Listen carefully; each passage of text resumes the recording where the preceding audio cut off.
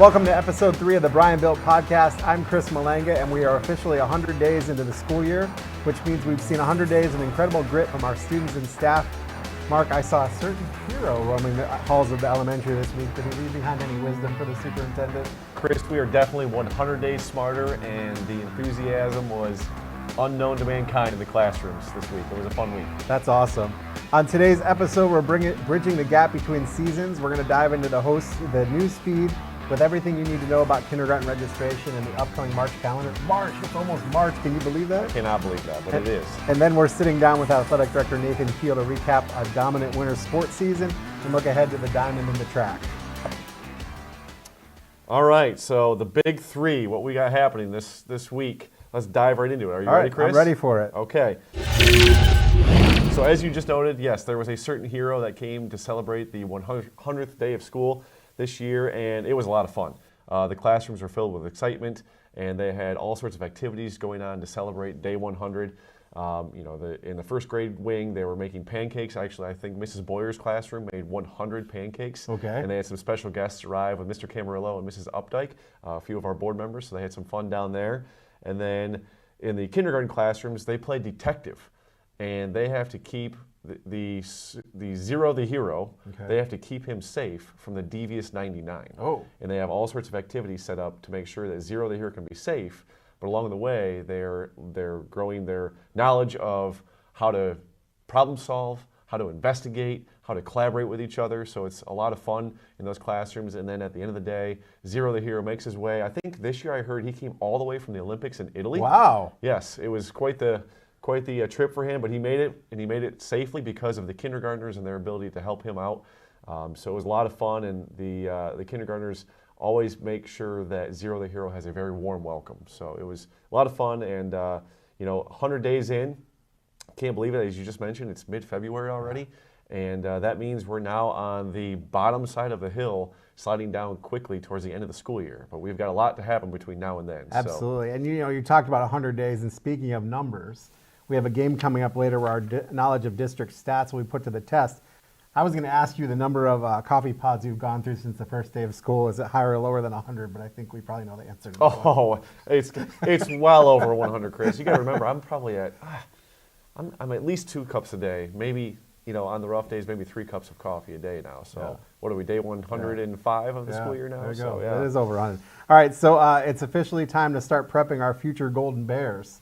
Hard to believe, but new student registrations coming opening March 2nd. You're right. So when we flip the calendar into the new year, every year, on the administrative side, although we're living our day-to-day, we're focusing on preparing for next school year already. And that does involve kindergarten registration. We want to make sure that we welcome our new class and have preparations in place for them to make sure that they can start on day 1. We noted in an earlier episode that there is a new enrollment date change. So we talked about that being the first day of school for the district that you reside in. So again, our first day or our age eligible cutoff date will be August 19th this coming school year. So you have to be age 5 by August 19th. But beyond that, if you're eligible, we're going to be having screening meetings and information that get parents prepared to be a new Golden Bear. And those are coming up in the month of March, so just a few weeks away here. So the new student registration process opens officially on March 2nd. Yep. And then our big kindergarten parent meeting is going to be held on Wednesday, March 4th. That's at 5 o'clock p.m. in the elementary cafeteria. So again, all those parents need to start preparing for that date. It's really important to learn all the ins and outs of how the registration process works, but then how just the school day in general works. One note on that parent meeting, if you're a parent of a current kindergartner, you do not have to come to this meeting. So that's one thing to do. Note that out. We had a question on social media. Preschool registration also opening, and that deadline, 4 years old by December 1st, 2026, and there'll be information on preschool as well. And all that you can find on our social media, and then our registration website, which will get updated here in the next week or so with all that information. Yep, very good. And then the official screenings actually happen for kindergarten. Those are taking place in late April, specifically on the 27th and 28th for kindergarten, and then it's actually a little bit earlier the week before that for preschool on April 20th. And as you're registering with the online registration, you'll be able to get a screening time to do that as well. So It's hard to believe that we're already planning for next school year already. Ready or not, it's coming. And then, as we talked about, we're kind of going on that downhill slide, and We talked about the long winter last time, but we are getting into spring soon and a busy March. And so we've got a lot of events coming up on the calendar that are big milestone events in the lives of our students. So let's talk a little bit about some of those, starting with our community and family events.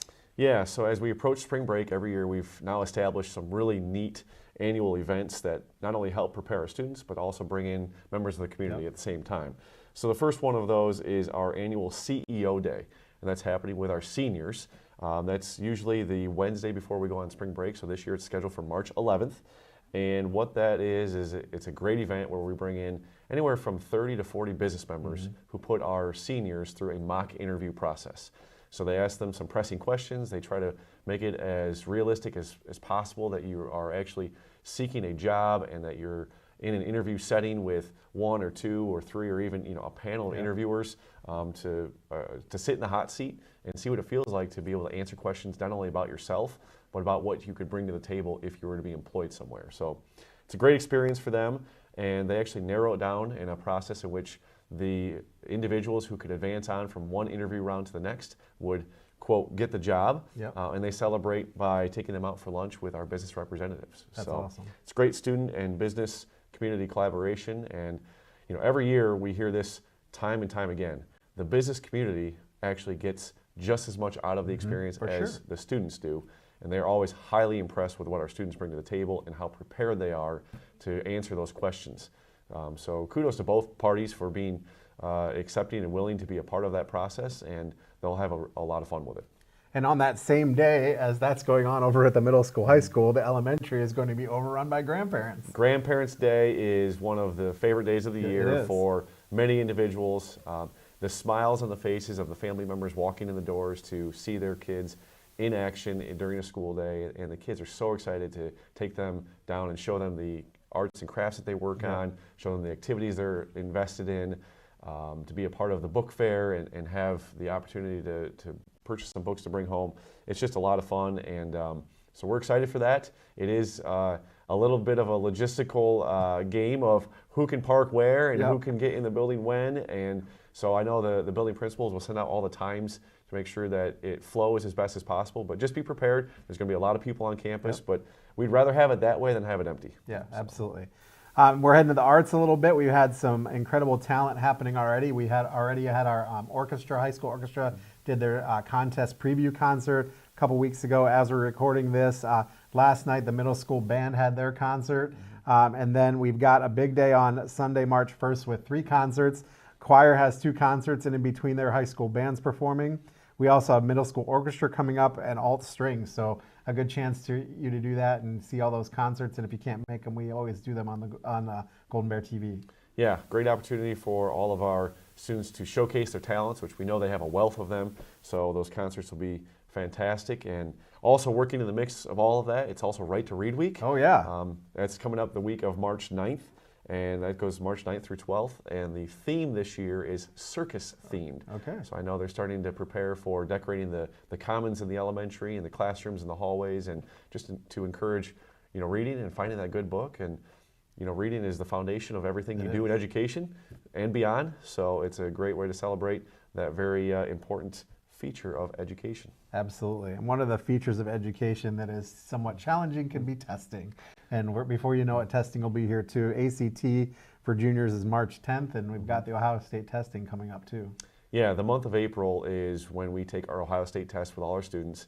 And preparation for that is taking place all school year, but specifically in these weeks and months leading up to April and when the state tests begin, students are really now focusing on how to best interpret and answer those questions, how to review the material that they learned, maybe even as far back as last school year, because it carries into what they bring into these tests. And testing can be stressful. It's it's high stakes, and the questions are worded in a manner that can be somewhat tricky at times. So our students and teachers both are preparing by making sure that they review that style of test question and are prepared for answering in an appropriate manner to get the most points possible on those assessments. So we know our students will rise to the occasion. We know our staff are doing all they can to prepare those students.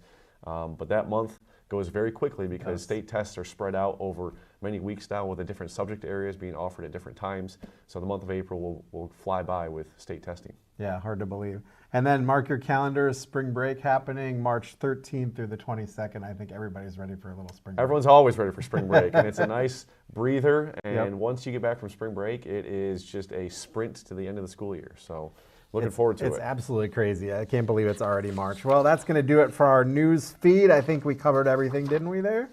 I believe so. There's All probably right. more. There's always more, There's but more. we'll stop there for now. Make sure you check out the school website. BryanSchools.net has all the information in the calendars. All right, we're going to take a quick timeout. When we come back, we'll meet Nathan Keel, our athletic director, back after this on the Bryan Built Podcast.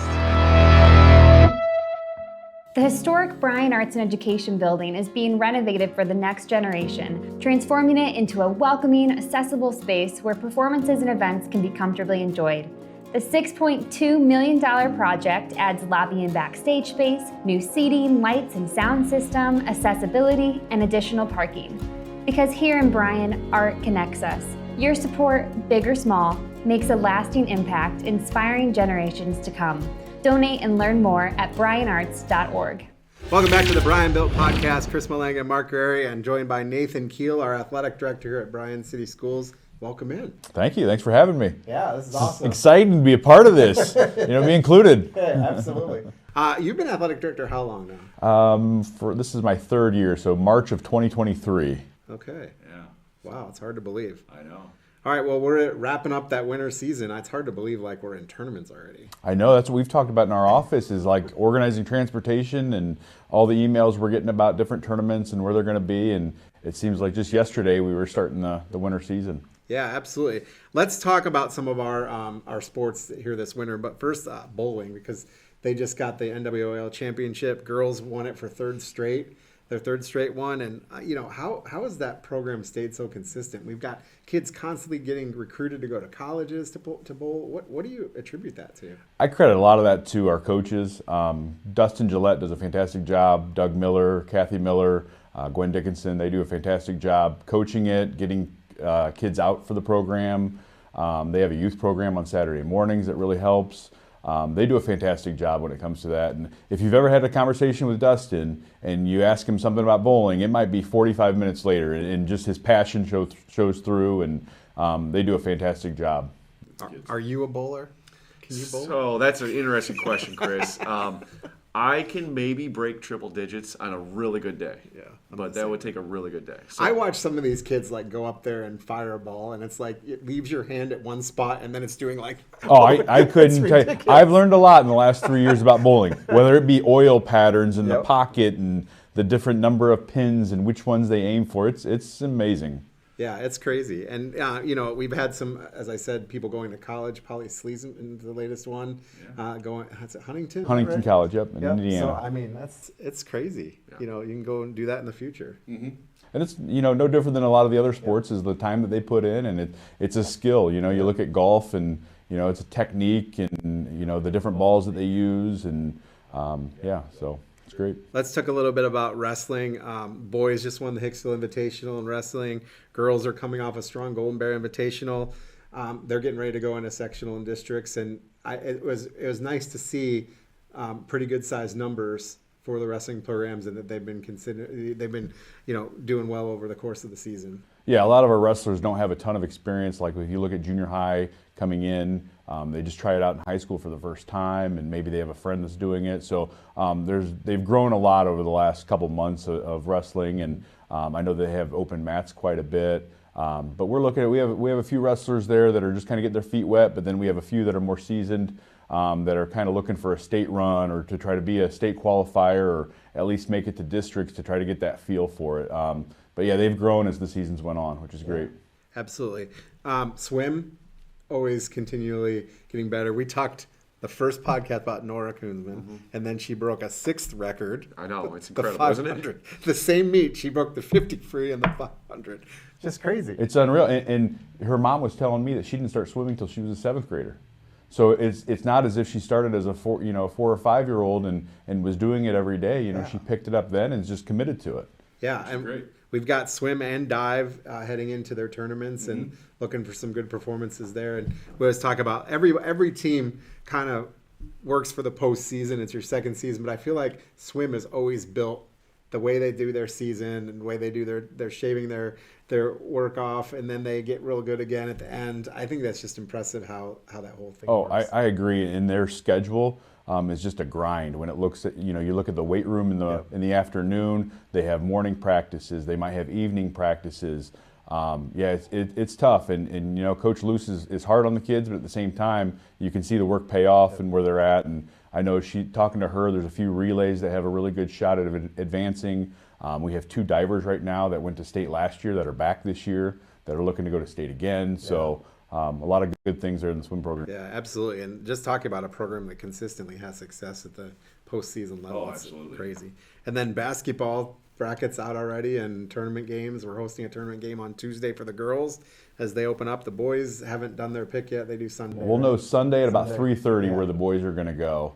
Right now, the way they do it is you input your results into Max Preps, and it comes up with an RPI rating. So you pick based on that, and out of, I believe, 9 teams, we're sitting at about 5 right now. Okay. I think, isn't there a pretty high chance we're going to play Wasion tonight, and then we're going to potentially play them again in sectionals? We will likely have that opportunity, yes, which presents some coaching strategy and some different opportunities there, I guess, and to try to outcoach the other team or things like that. So it'll be interesting to see where we go. I know that the girls basketball team hasn't had the level of success that maybe people have been accustomed to. Young, having injuries early on in the season, not competing for a league title, but they still have their goals set on making some noise during the postseason. Oh yeah, if you watch them the first week of the season and watch them now, they're a completely different team. They just get after it on defense because they don't have the size to compete necessarily in the half court. So they get after it there, and we find ways to score. And if you look at the effort that they put in on the defensive end, if you look at how hard they play night in, night out, and all those girls are multi-sport athletes to where they're competitive in the fall with the sport, obviously with basketball, and in the spring as well. So it just transfers over. And on the boys' side of things, 3-2 in the league right now. They are steadily improving over where we were a couple years ago, so that's always nice to see. And again, a team that has room for growth, but can possibly make some noise in the tournament. Oh, absolutely. And then you look at with our boys as well. It might be somebody leading us in scoring different every night. We have 4 seniors on the team. We have 1 junior, and then after that, we have freshmen and sophomores stepping up, and they've improved as well. It's just it's tough to play varsity basketball as a 15-year-old. Yeah, absolutely. So, but they have all gotten better as the seasons went on. And basketball's your thing. So what questions do you have? Well, I was just going to say on both sides of boys and girls. I mean, the girls found their identity. Like you said, they're scrappers. Their defense leads to their offense. So they've definitely taken advantage of knowing who they are and what they're best at, and are capitalizing on that. So that's fun to watch. And then on the boys' side, to sit here and say we're 3-2 in the league, like that is really outstanding, because that program has had its fair share of challenges over the years. And for them to find themselves clawing and digging to just keep getting better each practice, each game, and finding themselves in a position where they're competing in every game, that is a huge stride forward. Yeah. And Coach Parker has got things going in a manner which they believe in themselves, and that's all you can ask for. Not every game is going to go your way. Not every game is going to end up with a W. But when you believe in yourselves and you're confident in what your abilities are and what you do, good things are going to happen. So it's been fun to see that transpire over the course of time. And there's no success without a struggle. We've definitely had our struggles, but they're starting to taste that success. And the more you taste that, the more contagious it becomes. So I hope that they can carry that over into the postseason a little bit. And even one postseason win goes a long way just with building confidence and that camaraderie that you take with you into the next season. So. Yeah, absolutely. Well, it's hard to believe, but we're also getting ready for spring sports. As we record this, we see sunshine out there. It was 14 degrees on my drive over here. It was, but we were supposed to touch like the upper 40s today. So. It was a warm 14 degrees. Is there such thing as a warm 14 today? Nothing warm about it. That's right. But I mean, at least we got the sun out. It's not permafrost in the dark gray days of Ohio. But we're gonna do that transition that we do every year from the gym floor to the grass and the turf and the track, and that always brings up numerous challenges when it comes to scheduling and getting games in and everything like that. How are you guys preparing for that? Well, I'll tell you what, I'll use softball as an example. They start on Tuesday, the 17th, and they're starting in a gym. And it's one of those things where it's an outdoor sport and you got to be able to hit softballs off of a gym floor and be able to field it. It's just completely different, but at the same time, I think our softball coaches are really looking forward to kind of getting going. And they've already been lifting this winter, and baseball's done the same thing with workouts, and they've been at the Betts Center, which has been great. But as far as the fields go, I'll give all the credit to our Parks Department, Ben Dominic, Bruce Wheeler. They do a fantastic job with that. We're very fortunate to have them. So we'll be touching base with them pretty soon here on the conditions of the fields. And then our coaches do too. They talk to the parks, and we try to figure out, is it suitable to go outside? Is it not? And then things I never really thought of was, as it's been this cold, some of the equipment like the bats, it might be, you could damage your equipment out there. So is it worth it to go outside when we have the Betts Center, we have gyms available here, we have turf out here on the field to where they can field fly balls, so they don't have to rip up the grass at the park. Yeah, it's kind of interesting, the spring sports season as a whole, because when you look at the fall sports, volleyball's in a gym, cross country runs in anything, football plays in anything, soccer plays in anything. But when you get to baseball and softball, like that's completely weather dependent. While you might have, and our first schedule for the GBSN has March 26th versus Fairview as our first game, but we all know late March, early April, there's a lot of shifting around that has to happen. Yes, and it could change from in the morning. You might be thinking, we're not going to have this game, and then all of a sudden, if the sun comes out, we could be having that game by 5 o'clock, no problem. Yeah. So, and it is pretty wild. It changes by the hour, literally. Absolutely. You're putting the lights out. I know, Mr. it's Keel. crazy. Yeah. This is a lights out podcast. We need to have a little motion. We need to get the lights on. Come back on. That needs to be like a blooper right there. There we go. We're going to see those two guys waving their arms in the air. Oh, all right. Well, that was fun. We'll just leave that in because, behind the scenes, you get to see what happens. So let's just real quick talk about each of those teams, baseball, softball, track. What is the quick outlook on those? Well, I think track, we're going to be really strong on our distance runners because a lot of those kids that were on our state cross-country team come out for the track team. And then, you look at our field events, I think that we're trying to put some of our athletes in those positions for long jump, high jump, and then our throwers as well. Like we have a few throwers returning from last year and trying to build on the success that they had. So I think we'll be fairly competitive on the girls and boys side there. I think with our baseball team right now, if you look at them, we returned quite a few players that had playing time last year, got quality at bats, and I think that they're looking for pitching right now and who's going to be that ace for us. And it might just be by staff. Like it's going to take a group of them to do it, but I know that the work that they put in, they play a ton of games over the summer. They start up in October, November with workouts at the Betts on Saturday mornings, so they're going to be prepared for the season. I don't doubt that. If you look at our tennis team, we over the course of the last 20 years or so, I think the culture of the tennis program has been pretty strong. It is. So we should be pretty competitive there. And I think again we have some new faces in there, and we're going to see kind of where kids fit, whether they're singles players, doubles players. But again, I have zero doubt that we will be highly competitive. Yeah, and then softball is, we want to continue to have the success we've had. Absolutely, and we were state runner-up just a couple years ago. From last year's team, we only lost one senior, so we have a lot of returning players this year. I know that they're looking forward to it, and we've beefed up the schedule a little bit to give them some competition. And like I said, I think with those younger kids playing last year, with those freshmen coming in now, they've had a year under their belt to see the pitching, and they know the expectations, and those girls are going to be hungry to win. All right, if people want to follow all the Bryan sports, how's the best way to do that? Facebook, Twitter, Bryan Sports, BHS Athletics on Twitter, Bryan Sports on Facebook. You guys do a fantastic job on YouTube with GBSN, and then of course BryanSports.com. All right, so we're going to wrap things up with a few fast 5 questions. I'm going to let you rattle these off. Oh, you're going to let me take this over? over? Yeah, I'm going to let you take this over. This is fun. So, all right, we're going to put you to the test. I do not know what these questions are, by the way. And, you're going to have to dig deep into your inner core and your beliefs. You're just going to wow me right now. All right, so first question. It's tournament night. It's a postseason game. These are coming up in just a few weeks here. When hunger hits, from the concession stand, are you grabbing a hot dog or a slice of pizza? I got to go pizza. I feel like the bang for your buck right there. the hot dog's just not going to do it. Now, are you on your pizza? Are you loaded up with any topping that you can get on there, or do you have a specific type of topping that you really like? Just pepperoni. Straight pepperoni. Keep it simple. Keep it simple. All right, like that. Okay.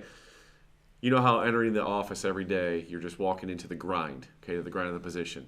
If you could have a walk-up song or a walk-in song to your office that you walked into every morning, and it was blaring on speakers at volume 100 plus, what would that song be? Easy one. Crazy Train by Ozzy Osbourne. I love Ozzy Osbourne.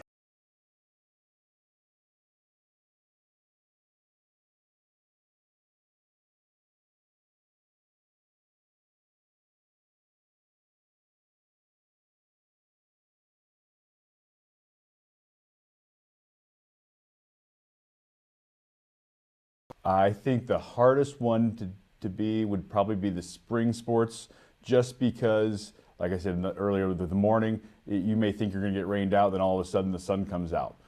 So you might end up canceling that game at 3 o'clock and it's a 5 o'clock start. In the wintertime, it's pretty easy to tell if it's going to keep up or not. Okay. All right. We know, when we see you, you scream speed. All right, speed demon. All right, That's what I was known for. So we're going to ask you a question about speed here. Yeah, please. If our mascot Sherwin was lined up on the end line against a Fairview Apache, okay, we'll call them the school down south, and they were going to do a 40-yard dash. Who's winning that race? I think you got to take Sherwin. Why would you not take a bear who's going to run on 4 paws rather than just an Apache on 2 legs? I love it. And you knew there was only one right answer there. Oh, absolutely. All right. This one's deep, but I know you can handle it. All right. How do you describe the grit in one word of a Golden Bear athlete? What one word comes to mind? I would say relentless. Ooh, that is I a good like one. that. I like that. I feel like you can't back down. I feel like when the going gets tough, the tough get going, and you just have to keep at it. And relentless also, is included with that is consistency.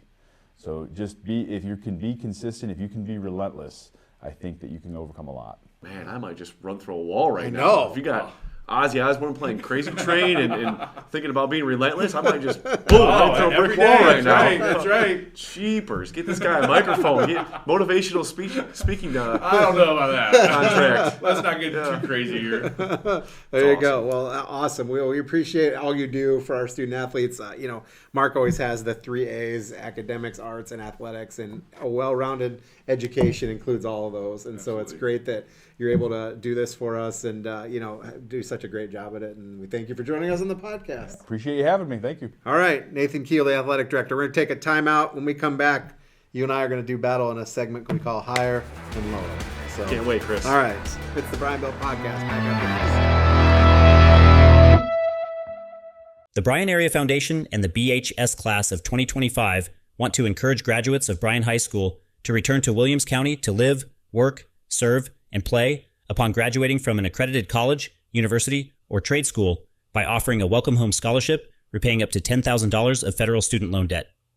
Details in the online application can be found on the Bryan Area Foundation's website beginning October 15th, and the first Welcome Home Scholarship will be announced and awarded at next year's homecoming game here in Golden Bear Stadium in October 2026. Back on the Bryan Built Podcast, Chris Malanga, Mark Rairigh. All right, Mark, it's time for a segment I've been waiting for all week. We usually play nice on this show. I usually try to stump you with something, but today the gloves are coming off. We're going to play each other in a game of higher or lower. I like it. I like the twist there because you've been a little rough on me the last few weeks. That music bingo last week, or the name that tune. Yeah. That had some deep songs. That had out of my generation, we'll say. Well, so it's hard to identify. So it is. So I get to throw a little bit back at you today. And the stakes are bragging rights and the title of Bryan Built Brainiac for episode 3. Here's how it works. I've got a list of categories. I've got 14 of these. Everything from ACT scores to bear bag stats. But instead of guessing against a benchmark, we're going to each set the mark. So how it's going to work is I give you a topic. You're going to set a guess. I'm going to decide whether that's higher or lower, and then we'll vice versa. Okay. I'll start with the first one, and I will set the benchmark, and then we'll alternate. So, okay. All right. So the first one is the number of students last year, seniors, with ACT scores of 30 plus. Okay. Now, I have a little bit of an advantage on this one only because my son graduated last year, but I can't remember the number I'm gonna set the benchmark at 5. Now you also might be able to know this one because you were on stage at graduation and read the names of these people. So I kind of go by the law of averages, and we've had some really successful classes in recent years. The exact number is not coming to my mind right now, which is making this a big struggle. But you set the number at 5. Traditionally, we have more than that, so I'm going to go higher. all right, and John is back there. He's got the actual answers. Neither Mark or I know the answer. So John, what is the number? The answer is lower. 3. Oh, all right. Okay. All right. So Chris has 1-0.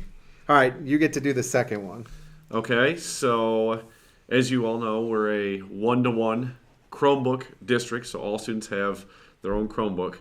So the topic is the number of Google accounts district-wide. So this would be staff and students. Staff and students. So Google accounts district-wide. I'm going to set the number at 2,000.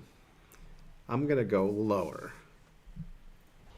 The answer is lower. 1,748. Oh, Chris, you're on a roll here. You're on a roll. You got 2-0 already. All right. I gotta make my comeback starting now. All right. The total number of scholarship dollars earned by seniors. And this doesn't mean what they accept. It's what they've earned. So Okay. it could be higher than, I'm going to say it's $1 million. I'm just going to go with a flat number there. And I'm gonna go higher. It's higher. 3,379,538. Wow. Wow, that's impressive. All right, so Impressive. 2-1. And by the way, I forgot to explain why I thought of this game. So I'm watching back the podcast from last time, and Ryan was here, and he was talking about the number of gallons of gas, and I guessed like 10 times less than the actual number. I'm like, this is a good game right here. Yeah. This is a good thing. Okay. Okay, it's to yeah, me. you're up. It's to me. So actually, this is similar to the Google account Yeah. question I just asked you. But as we said, our students have Chromebooks. Yep. So what is the number of Chromebooks in our district? We said the Google account number was 1748. So I'm going to set the number at just that, 1748. Okay, I'm going to go lower for Chromebooks. Higher. What? Whoa! What is it? Say it again. 2,597. Wow. Tied things up. I'm glad you guessed wrong there because now it's tied. It's all tied up. I would have also guessed lower. Yeah. But we'll have to talk to our IT department. Wow. IT department how that all works for those numbers. Well, So, I guess you'd have like loaners and things True, like that. So true, I didn't think yeah, about that. true. All right. This one's really interesting, and it's kind of the opposite of Chromebooks because we're talking about books in our libraries. old-fashioned books. Okay, so this is books in the Bryan Elementary and Bryan Middle School, High School libraries together. I'm going to go and set the number at 800. Oh, I'm going to say it's way higher than that. With both libraries combined? Higher. Way higher. 16,737. That was awful. You and guesstimating gallons of gasoline and And number of books. books in the library. Now hold on. How many do you think are in the elementary? So The total of 16. I would say there's probably more books in the elementary library. I would say 10,000. I would agree. I'd say about 2/3 of that number. In the elementary, there are 10,510. That's about right.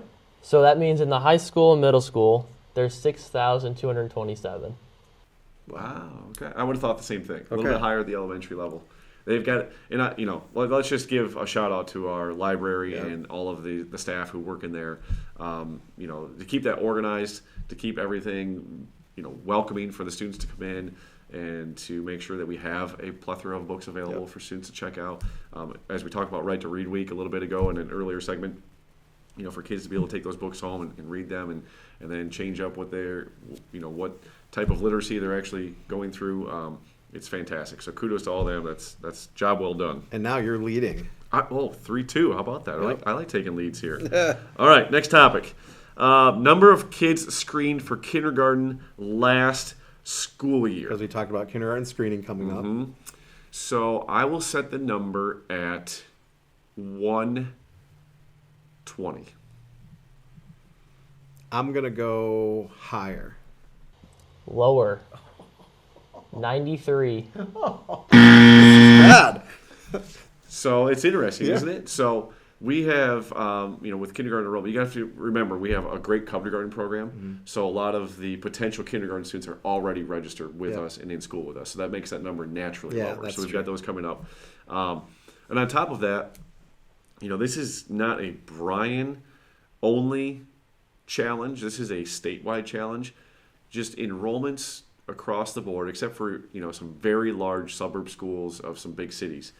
Enrollments are not as high as they used to be. Yeah. So we're doing everything in our power that we can to make sure that we're, recruiting and showcasing how great our school system is to bring those potential families in. But yeah, the numbers are a little bit down from year to year, and there's a lot of factors driving that, across the region and the area, but they are slightly down. John has a.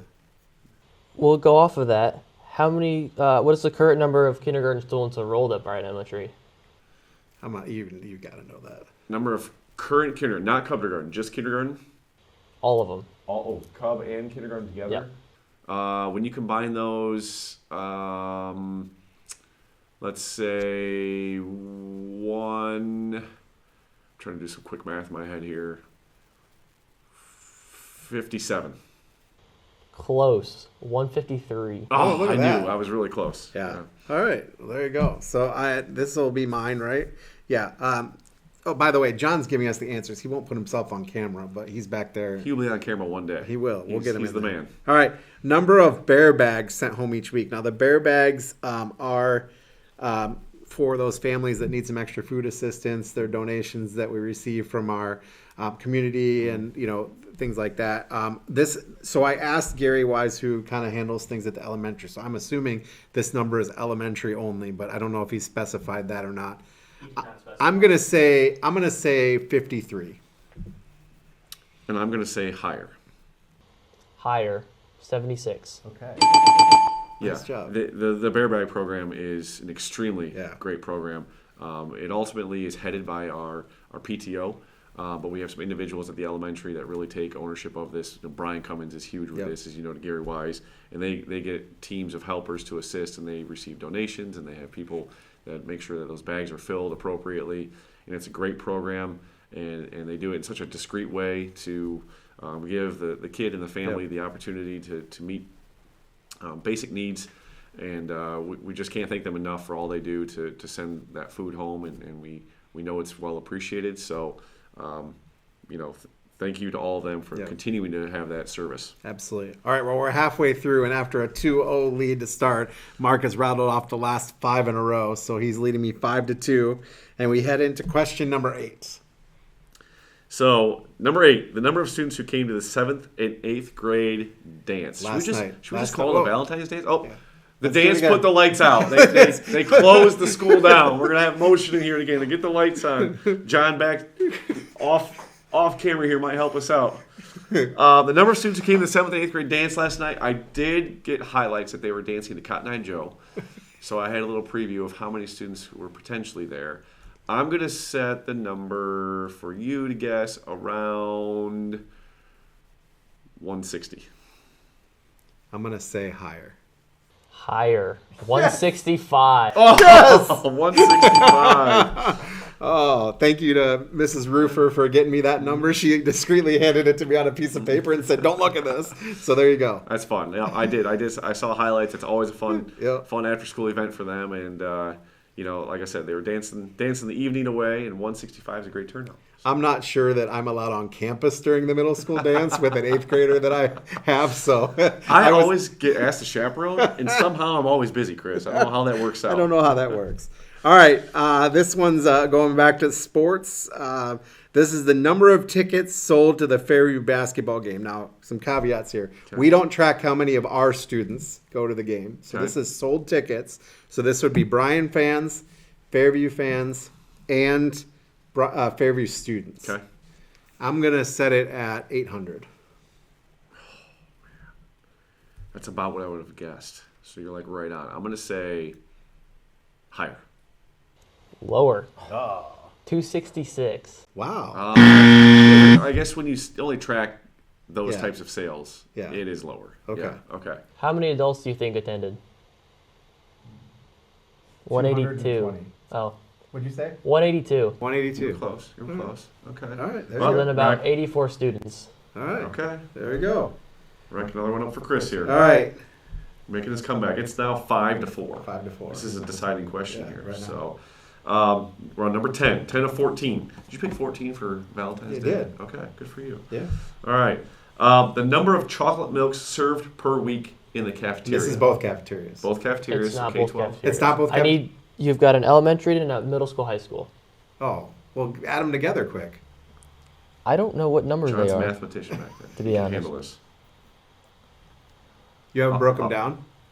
Yeah, they're broken. It's broken down We'll by pick some one. number. Let's pick one. Pick Okay, let's go elementary just Okay, for fun. elementary. Okay. Number of chocolate milk served per week in the cafeteria. So you got to remember you've got white in the mix as well. You've got strawberry, still an option. Yeah, strawberry's an option. So I'll set the number at 350. I'm going to go higher. Mark, you were 2,000 off. Higher? 2,350. Oh, you know what? I was thinking a day in my head. A day. Okay. Yeah, times 5 days a week. Yeah. Well, there's Yeah. your gas Yeah, moment. so I gave There's you your an, gas I gave you an moment. easy one. I was thinking by day in my head. What is Okay. the middle school, high school? 2,500. Okay, slightly higher.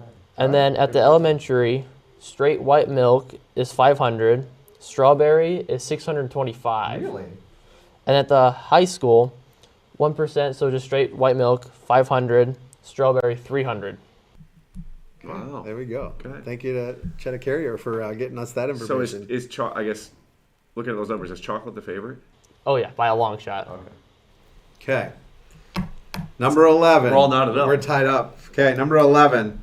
I don't know why I did an even number. We have to have a tiebreaker. We if might this have to have a doesn't tiebreaker. The number of bags of popcorn sold at an average boys basketball game. Number of bags of popcorn sold at an average boys basketball game. I'm going to set that. I think a lot of people have popcorn. I'm going to set that at 120. Lower. Higher. Oh. 200. 200. 200. All right. You're right. I mean, people love the popcorn. That's right. Thank you to Steph Ponzak for getting that. I'm trying to shout out the staff members that have helped us out. All right. Okay, it's back to me back to you. set the number. Okay. Number of times in the last 25 years that art has gone to state. So we know the number is less than 25. And this is, yes, well, I'm drawing up a number here in my head to set for your over-under. Let's give credit to our art department. Yep. So you've got Matt Neff and Brandon Knott at the high school level. And then at the middle school level, you've got Stephanie Ponzak. So great job by them. And I'm focusing on them because I'm assuming this is a secondary number because we're going to state. You can't go to state at the elementary levels. 17. I'm going to go higher. They've only missed 1 year in the last 25 years. Awesome. And Chris Awesome. officially is now 2 points ahead of me with that. Oh, so you need both of these to force I a do. tie. This is quite the comeback here to force a tie. I hope I force a tie. That'd be fun. We have to come up with some random We'll question. come up with a tie. We have to force a tie. Let's do 14 first. And then if we need to force a tie, I can do something for 13 for it. Okay. Okay. So we're only doing Right. 14 right now? We're skipping 14 for the moment. Okay. And 14 is a range. Okay. Is a what? It's a range. So it's from one number to another number. Okay. So do you want me to do the, you want to I do think 14? we're to you, right? Okay, yeah. All right, so the number of pots thrown in ceramics, and this is over the course of a year, right? Yeah. Okay, so there's a range. So should I set the number that's in the middle of the range? Sure. I'm going to set the middle number to, well, that doesn't really work, because if you say lower. I'm going to say the low end of that is 600, and the high end is 1,000. Okay. Boy, that's a good range you set there. I'm going to say higher. Higher. All right. 4,500 to 5,000. That's impressive. And I quote, depending on how the kids are feeling that year. Okay. Okay. All right. That's impressive. That's a lot of clay. I know when that clay shipment comes in, It's a big day. It's like Christmas morning for Mr. Knott. Absolutely is. All right, so I need this one to get tied back up, or to get tied back up. No, so I think No, this. Oh, you need this one to tie it. you have 7. It's 7-6 right okay. now. So you need this. So if I stump you, we're tied. Yeah. If you win this, you are the outright champion. Well, I gave you the. Okay, go ahead. You're the outright champion if you get this correct. Yeah. Okay, so this is for all the marbles, Chris. Yep. This is for you to take home pride and joy Pride, today. yep. All right, for this one, this is the first number I got, and then if we have to do a tiebreaker, we'll do the next number she gave me. Okay, so what's the first number? What's not the number, but what is it? Number of cookies sold? The first number of cookies sold, because she had some left over. Okay. So then the tiebreaker will be how many total. Okay. Okay.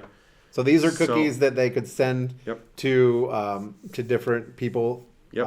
Around Valentine's yep. Day, they do the annual Interact Yep. cookie fundraiser, and students and staff can have cookies delivered and given to an individual of their choice or individuals of their choice. So, first of all, let's thank Interact. Yep. I guess while we're on this topic, Mrs. Mazur heads that up, and that's in conjunction with Rotary. Yep. So Chip Wood through Rotary. Chip oversees and runs the Bryan Lincoln Ford. And Chip he's got a service above self mentality in all that he does, and that carries then over into our Interact Club, which is part of Rotary, and we thank Mrs. Mazur for all that they do. And they also have a large part in the Super Bowl, the annual Yep. Super Bowl that Yep. takes place before the fall play in the month of November. So with all that said, I will set the bar or the number at 220. I'm gonna go higher. Higher, 720. Oh, my Lanta! That's a lot. That is a lot. That's a lot of cookies. And then by the end of the day yesterday, she only had 23 left. So their total number was 743. Wow. And wow for you, Chris, because you are the champion today. I'm the brainiac. You are for the this. brainiac of Bryan City Schools today. That's awesome. That's kind of funny. I feel like that's a good journey from guessing completely wildly on guess to making this up. So This is great. This that is was great. fun. I enjoyed That's that. I didn't know how that was gonna go. 740. I mean, that's a lot of cookies. Yeah. And they make those all up in Mrs. Lamb's Family and Consumer Science classroom. And then correct? the kids from Interact decorate them. I knew that last Sunday. A couple of my kids were after the concert. Were heading off to decorate cookies. So there you go. All right. Well, that was fun. That was a lot of fun. All right, we'll have to do and that. You are the champ. I mean, you can walk out with your chest held proud and your head held high. There we go. There we go. So, all right. So that's our little fun segment. If you have any ideas on fun segments, hit up our website and let us know. All right. Time to open up the Bryan Built mailbag as we're getting set to wrap the show up. This is one of the favorite parts of the show because it's our direct line to you, the parents, students, and community members who make this district what it is. So. Yes, and we enjoy being transparent in all that we do and making sure that everyone has the information that they need to have.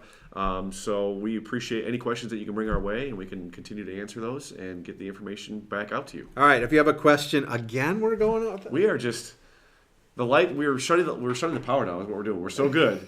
Okay, your championship status is so well known now across the viewership went so high when you were claimed champion that you shut the power system down and the grid went down. Apparently. And John just brought us back on. Apparently. So. All right. We're going to leave this in. This is great. I'm not going to take this out. All right. So if you have a question you'd like us to tackle, it's easy to get to us. Head over to podcast.bryanschools.net. If you scroll down to the bottom of the homepage, you'll see the submission form. Fill that out, hit send, and you might hear your question right here on the air. And that's how we got today's question. Yeah. So today's question is highly important. Highly important. And it's highly important because we actually just were able to partake in enjoying this lunch, and I'm giving the question away, just a few days ago. So the question that came through, Chris, do you want to tell Yeah, the I'll do question? it. Okay. So the community member reached out and said, this may be an unusual request, but as someone who hasn't been in school for several years, I would like to know the recipe for cheese toasties, if possible. Now, we kind of alluded to this a little bit on our first podcast episode, but we got the actual official question. It might be the most important question. It is, and I will say this. I just had the pleasure of enjoying a chili and cheese toastie just this week during our lunches. We didn't have any snow days, thank goodness, and we made it through a week, and we were able to keep lunch schedules on target, and I'm telling you, so I'll tell you how I eat mine first before I answer this question. So you get your chili cheese toasties. I always get 2 of them, okay? And I have my bowl of chili, and what I do is I take my toasties off to the side, and I kind of rip a section off. I don't use a fork. I just go straight to the hands. I figure I got a napkin I can clean up afterwards, and I dip the toasty into the chili. And I make sure that the chili has got chunks of ground beef in it. It's fantastic. I always make sure I've got a chunk of ground beef on top of what as well with the sauce. And then from there, you just enjoy. And it's a little bit messy. You got to make, like I said, you got to make sure you got napkins on hand. I always seem to wear like a white colored shirt Sure you do. on spaghetti day or chili cheese toasty day. So that's how I dig in, and I hope others dig in the same fashion because it just tastes better that way. You can't use a fork or a spoon. It's not allowable in my book. So you just got to dive in. Well, it amazes me as a chili cheese toasty school here. I'm not a chili cheese toasty fan. Oh, Chris. I'm just not. Oh. But people move away. They graduate, they start careers, and they still ask us questions about how to make chili cheese toasty. So we did a little digging with our food service team to see if we could uncover the secret. I'm going to kind of let you give the recipe. Yeah, so Marchetta Carey, our food service director, I think she was the one that allowed us to talk about these ingredients. And remember that we're making them for hundreds and hundreds, and then for people like me, probably like 2 or 3 or 4 at a time. Yeah, so that's we make them in large quantities, but we'll try to at least give you the ingredients. Yeah. Okay. So first, here we go. Okay. It all starts out with the bread. Okay. It's got to be thick sliced. You can go white or whole grain. Okay, but it's got to be sturdy and it's got to be able to handle the heat in the oven. Okay. Because like you said, we're making hundreds and hundreds and hundreds at a time. All right. Beyond that, we know one of the main ingredients is called chili cheese toasty. Yep. So you have to have your cheese. All right. If you want to go with Velveeta, go with your fan favorite cheese, whatever it is, but load it with cheese. Okay. Once you have the cheese on top of the bread, the secret ingredient comes into play. And we talked about this, but for those who don't know, and those who graduated here and are just waiting on the edge of their seat to hear this information, the secret ingredient is Miracle Whip salad dressing. Yeah. When I first learned that, my jaw hit the floor. I was like, "There's Miracle Whip salad dressing on this toasty? Like, there's no way. I mean, it looks yellow. It looks like cheese. It looks like cheese only. But that is what enhances the flavor and enhances the experience. A little bit of butter too. A little bit of butter mixed in there. Okay, that was coming next. So you got your butter. So you got your bread. You got your cheese. You got your Miracle Whip salad dressing. You got your butter, and then the technique you just talked about it. They go on large sheet pans. So rather than frying them in a frying pan, because you can't do this with that many at one time, you put them into the oven until they're golden brown, for a little bit of crunch on the outside while keeping the middle nice and gooey. And that's a chili cheese toasty. Have you ever tried to make them at home? I never have tried to make them at home. I've never tried to replicate. You can't replicate greatness. I mean, when something's that great, you don't even attempt. You just show up and eat when it's served. So, no, it's one of my fan favorites. I know it's a fan favorite of many. You don't believe how many people ask about stuff like that. It's a lot of fun. And again, the Miracle Whip just blew my mind the first time I ever learned that. All right, well, thank you to our person who filled out the question. Please go to podcast.bryanschools.net and put your question in. And, now we're going to, before we sign off, it's time for our favorite segment, the Golden Bear Standout. We're going to shine a light on a member of the Bryan community who truly embodies grit and service. And we've done custodians the first couple of times, but now we're going to head over to the elementary building. Yeah, at the elementary, I had the pleasure of celebrating the Elementary Outstanding Educator of the Year through an organization that we're a part of. It's called CORAS, CORAS. It's the Coalition of Rural and Appalachian Schools across the state of Ohio, and that's a group that we joined because it opens doors of opportunity for individuals like myself in my role to meet with state senators and legislators to discuss school policy and school funding. Okay. Those are two large topics always happening at the state level, and it gives us the opportunity to be at the table with the individuals actually setting budgets and the individuals setting policy. And we can incorporate our opinions and viewpoints to help ensure that we get the best situation possible to make the most opportunities for our students and staff in the community here. So we advocate together to have those discussions. So that's what CORAS is, but they annually select an elementary educator of the year. And with this being our first year membership, we were able to select our first individual. So we were happy to announce that second grade teacher, Kam Houk, Mrs. Houk, was this year's recipient. And I had the opportunity to go with her down to Bowling Green State University just earlier this week, and they had a really nice ceremony to celebrate not only her, but all of the other outstanding elementary educators from across the state. And they had a really nice reception. They had great speakers. So individuals that spoke at the event were the president of BGSU, Rodney Rogers. Great guy, by the way. Oh, it's fantastic. Yeah. And he got everyone in the crowd to say Isaac Zumba. There you go. There's a lot of alum in that crowd. You had your state superintendent, Paul Kraft. And then you had the president of the State Board of Education, Joe LaRue. So he was there as well. And then former Chancellor of Education in the governor's office and former state senator, Rainey Gardner, was one of the other keynote speakers. So great ceremony, great opportunity to celebrate elementary educators, and specifically this year, Mrs. Houk. What she does for her students. She's extremely good at getting them to perform at their highest levels. Yep. They thoroughly enjoy being a part of her classroom. She embodies and showcases what we believe in, with our Bryan built philosophies. She has just fantastic leadership skills, a service above self mentality. She's always willing to go the extra mile to do things and to do things the right way. And she finds ways to grow her students. Their students come in, she builds those relationships with them, they grow, they enhance, and then, as she noted in a conversation that I had with her, they want to come back and always touch base with her. She's been in the business for 18 years. And so she's seen classes go all the way through their senior year and want to come back and say hi and be a part of what she does still. So couldn't happen to a better person, and congratulations to her. And I hope she doesn't like being in the limelight. So she's back in the limelight even with this conversation, but it's well-deserved, and we know that I hope she enjoys the recognition for all that she does. All right, well, if you see Mrs. Houk in the hallways or out in the community, give her a high five and a Go Bears. Congrats on being our Golden Bears standout for the week. All right.